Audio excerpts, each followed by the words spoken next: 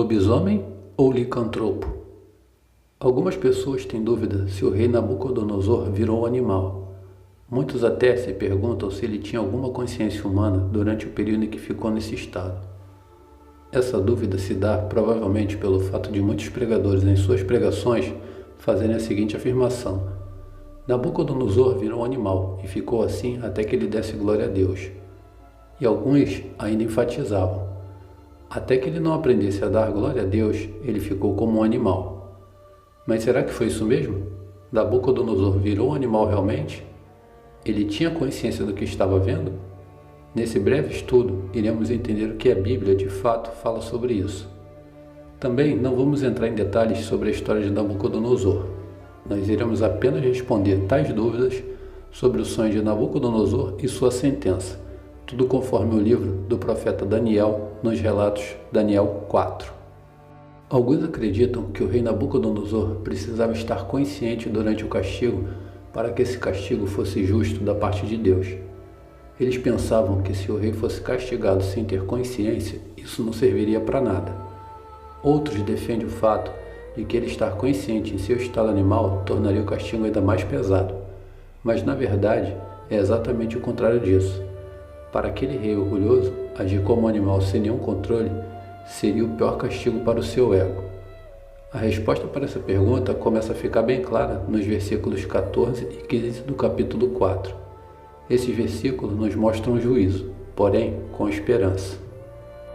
Isso significa que Nabucodonosor seria sentenciado, mas aquele não seria o seu fim.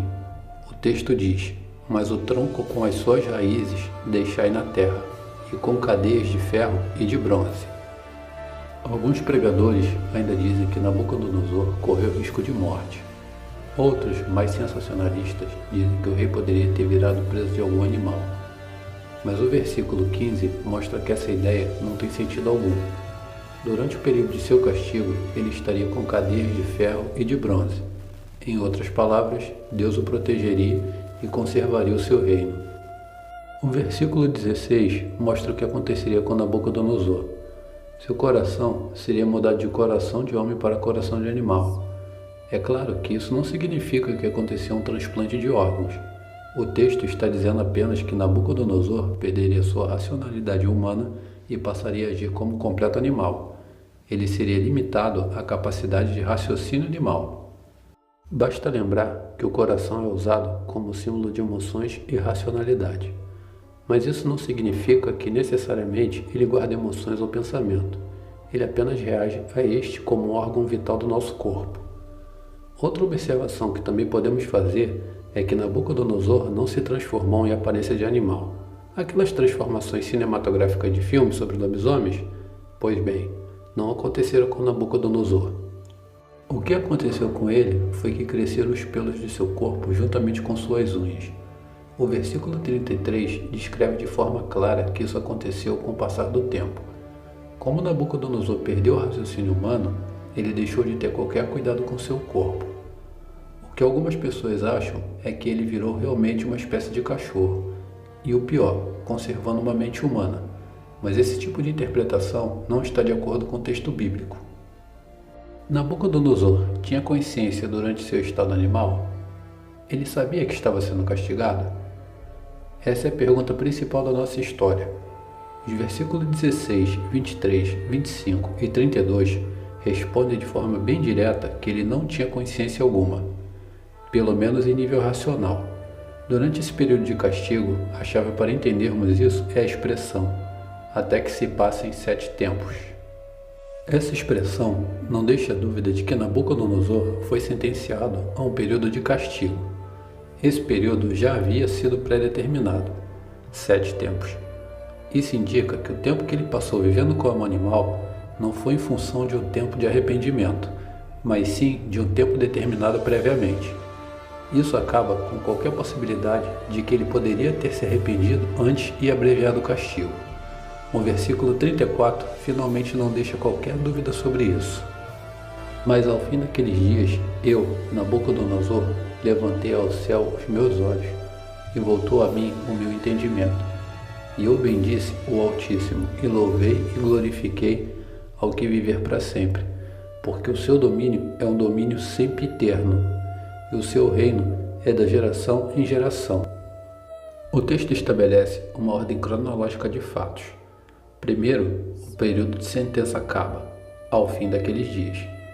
Depois, Nabucodonosor deixa de estar em posição animal, como um quadrúpede e olhando para o chão, e volta a ficar de pé como um homem. Então, o entendimento racional dele volta, e é somente depois disso que ele exalta a Deus e compreende tudo o que aconteceu.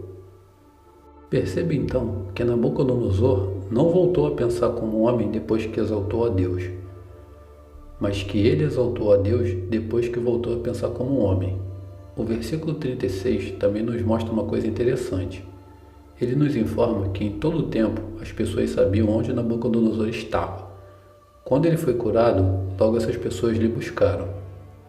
Então, quando algum dia você escutar que Nabucodonosor comeu capim, pensando nos banquetes do palácio, você saberá que ele realmente comeu capim, até se fartar.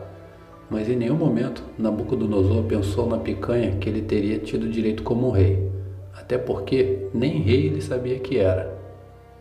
De fato, essa lenda se encontra com origem na mitologia grega, segundo as quais um homem pode se transformar em lobo, ou em algo semelhante a um lobo em noites de lua cheia, só voltando à forma humana ao amanhecer.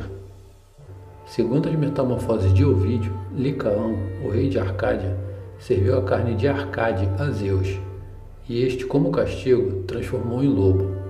Um dos personagens mais famosos foi o pugilista Arcádio Damarco Parraiço, herói olímpico que assumiu a forma de lobo 9 anos após um sacrifício a Zeus, lenda atestada pelo geógrafo Pausanias. Segundo lendas mais modernas, para matar um lobisomem é preciso acertá-lo com artefatos feitos de prata. A lenda do lobisomem tem provavelmente origem na Europa do século XVI, embora traços desta lenda apareçam em alguns mitos da Grécia Antiga. Do continente europeu, espalhou-se por várias regiões do mundo. Chegou ao Brasil através dos portugueses que colonizaram nosso país a partir do século XVI. Esse personagem possui um corpo misturando traços de homem e lobo. De acordo com a lenda, um homem foi mordido por um lobo em noite de lua cheia. A partir desse momento, passou a se transformar em lobisomem em todas as noites em que a lua se apresenta nessa fase. Forte e peludo, vive assustando as pessoas nas ruas, colinas, encruzilhadas e cemitérios. Caso o lobisomem morda outra pessoa, a vítima passará pelo mesmo feitiço. No Brasil, principalmente no sertão, a lenda ganhou várias versões. Em alguns locais, dizem que o 7º filho homem de uma sucessão de filhos do mesmo sexo pode transformar-se em lobisomem. Em outras regiões, dizem que se uma mãe tiver 6 filhas mulheres e o 7º for homem, este se transformará em lobisomem. Existem também versões que falam que, se um filho não for batizado, poderá se transformar em lobisomem na fase adulta. Conta a lenda que a transformação ocorre em noite de lua cheia em uma encruzilhada. O monstro passa a atacar animais e pessoas para se alimentar de sangue e volta à forma humana somente com o raiar do sol. Mas e você? Acredita ou não na lenda do lobisomem? Tem alguma história ou conhece alguém que tem alguma? Mande para o nosso e-mail. E não deixe de se inscrever no canal, ativar o sininho de notificação e deixar aquele like tenebroso para fortalecer nosso trabalho, ok? Muito obrigado e boa noite.